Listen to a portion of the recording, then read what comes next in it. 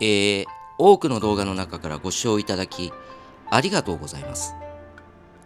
前回の動画からかなり時間が空いてしまいました。撮影自体はかなり前にしてあったんですが、ちょっとプライベートのことや仕事が重なりまして、作る時間が取れていませんでした。もうちょっとサクサク作れればいいんですけどね。で、このフィギュア、組み立て部分は少ないですが、意外なトラップがありました。そのあたりも参考になればと思います。よかったらゆっくりしていってください。撮影が冬の早朝だったんでかなり寒くてですね、手が震えてますけど気にしないでください。今回はグッドスマイルカンパニーボーカルシリーズ01初音ミクバイカサンローバージョン7分の1スケールフィギュアです。概要はこんな感じになっています。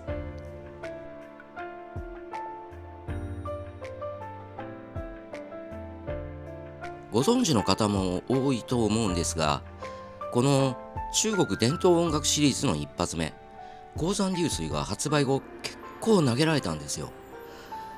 Amazon で半額以下で新品が販売される事態になって、二次流通も現在このようになっています。ところが、第2弾の10面埋伏はあっという間に市場から消えまして、その後、瞬く間に高騰してですね、現在も二次流通は4万円台後半から5万円台中盤くらいで取引されているようです。定価が3万6千円を超えてましたから、ためらう人も多かったと思いますが、そこから二次流通価格は1万円以上上がってしまっています。やはり発売後にどうしても欲しいとなった時にないとこうなりますよね。前作の鉱山流水も高いっちゃ高かったんですけど、その後の価格崩壊ですから、発売後の値崩れ期待もあったんじゃないかと想像しますけどね。2匹目の土壌はなかったようです。ただグッスマさんって割と細かく再販があるメーカーですし、なんならいちごミクとかソルバとか、何も高騰してる時に買わなくても待てば再販のチャンスはあると思うんですよね。材料費の高騰とか人件費とか為替の影響とかで初版よりは多少上がるにしても、さすがに1万円以上も上がったりしないじゃないですか。待っててもよくないですか？すぐに欲しいという気持ちもわからなくもないですけどね。今回のバイカサンローはこれまでの作品より楽器が増えということも関係してるんですかね。お値段もかなり控えめになっていました。まあまあ高いっちゃ高いですけどね。予約は2025年の1月末から始まってだいたい1ヶ月半くらいでしたかね。私は2月後半にグスマさんの公式ショップから予約しました。1月発売が2月に延期しましたから、ちょうど1年待ったことになります。首を長くして待っていました。それでは輸送箱から開封していきます。公式特典が緩衝材の上にポンと置かれてますね。グッスマさんっていつもこの写メ入りのパッキンで梱包されてるんですよね。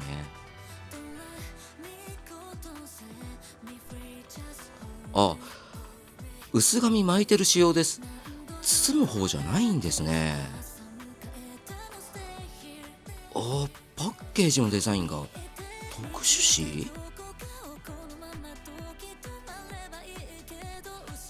セロテープは冷えてて剥げそうにないので切っちゃいます。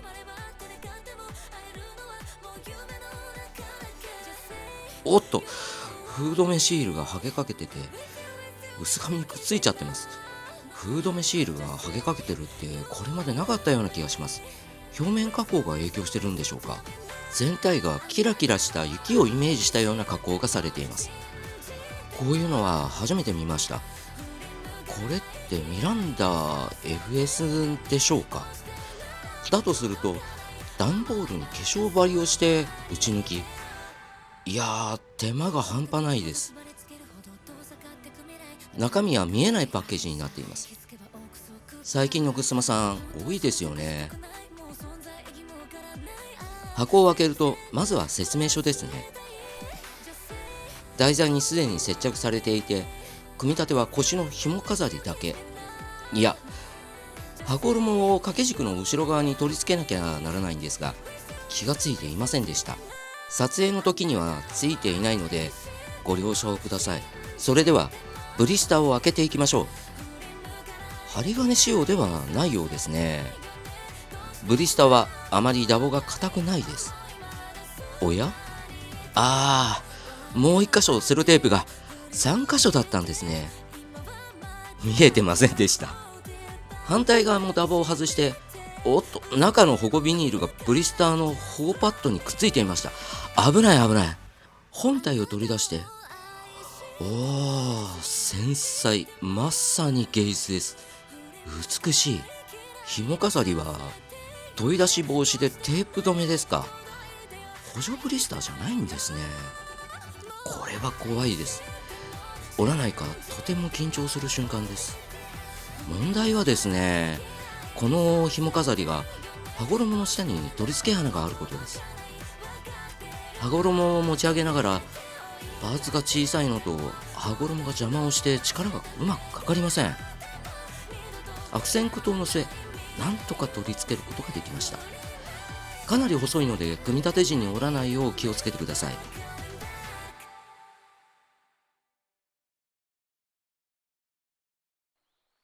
それでは回して全体を見ていきましょう。全体的に落ち着いたトーンという感じですかね。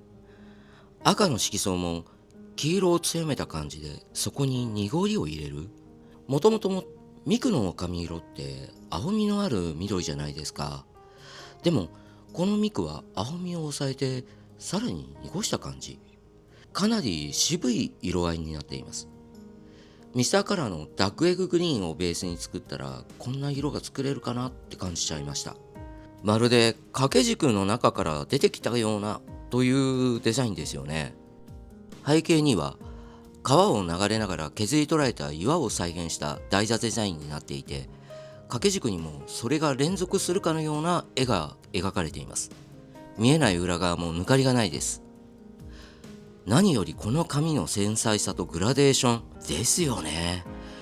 よくこれ量産できたと思います。下手に触ったら折れそうです。取り扱いには十分注意が必要だと思われます。紙にはこのフィギュアの題材となった豪華な八重の梅の花飾りがついています。かなり繊細な造形に加え、シンクから外側の花びらが黄色へのグラデーションとなっています。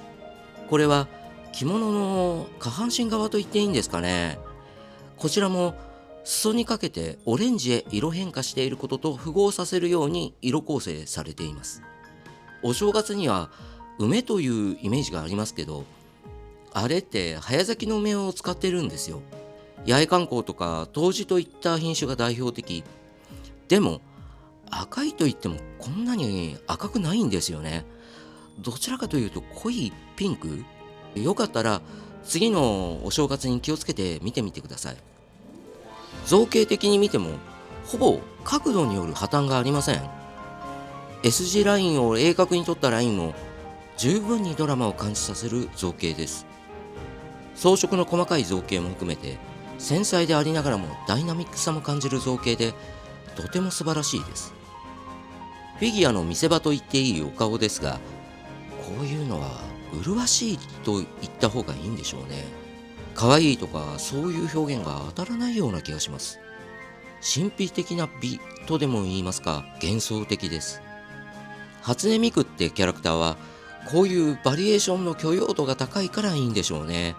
ただファンには出過ぎて辛いんですけどね。この笛って外に塗装しているっていう感じなんでしょうね。漆とかしっかり内部と色が違うんですよ。かなり奥行き感もあるのでリアルに見えます。爪にはマニキュアが施されていて、色味はこれが本来のミクの髪色に近いような感じです。でですね、足にも同じ色でペディキュアが施されているんですよ。羽衣はクリアパーツに色をのせる仕上げで、他がソリッドなだけにすごく軽い感じになっています。このパーツは可素材が多めみたいで、ある程度の柔軟性がありますが、破損にはお気をつけください。それではもう少し雑談をして終わりたいと思います。このシリーズって中国の古典音楽をモチーフに企画されたものらしいです。ちょっと調べてみたんですが、中国の古典名曲には10大古典音楽というのがあるらしくて、この曲もその一つだそうです。もしかすると10作目まであったりするんですかね。中国の音楽は儒教と関係が深いようでして、演奏には8種の楽器を使うのですが、それぞれ儒教的な割り当てがあるようです。古代中国では楽器は金、石、糸、竹、鋼、土、革、木と分類されていて、楽器の素材が何かが大きかったようです。だとすれば、この笛は竹か木になるんですかね。ただですね、フィギュア的にどうなのかって楽器もあるので、どこまでシリーズが出るかはちょっとわかりませんけどね。この曲は伝書によれば、東晋の官位によって作曲された曲だそうです。彼は軍人であるとともに笛の名手でもあったということから、このフィギュアも笛になったんでしょうね。15世紀くらいに古今用に楽譜が作られ、現在では古今の音楽ということになっているようです。三郎というのはいじるという意味ではなくて、モチーフとなるフレーズをアレンジして3回繰り返す手法のことを言うようです。西洋音楽でも同じ主題が形を変えて何度も出てくるような曲がありますけど、リストのハンガリー教師曲第9番みたいな感じですかね。梅花三郎の前半は冬の寒さを感じさせるゆっくりしたフレーズから始まりますが、その寒さをものともせず開花する梅の花を連想させるように、後半は力強いフレーズになっていました。このミクも静かな雰囲気とは裏腹に、春に向けて力強く咲いていく、そういうイメージでしょうか。まさにこのフィギュアはそういう題材を立体で見事に表現した作品でした。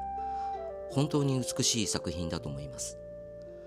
ということで、グッドスマイルカンパニー初音ミク梅花三郎バージョンをいろいろな角度から見てきました。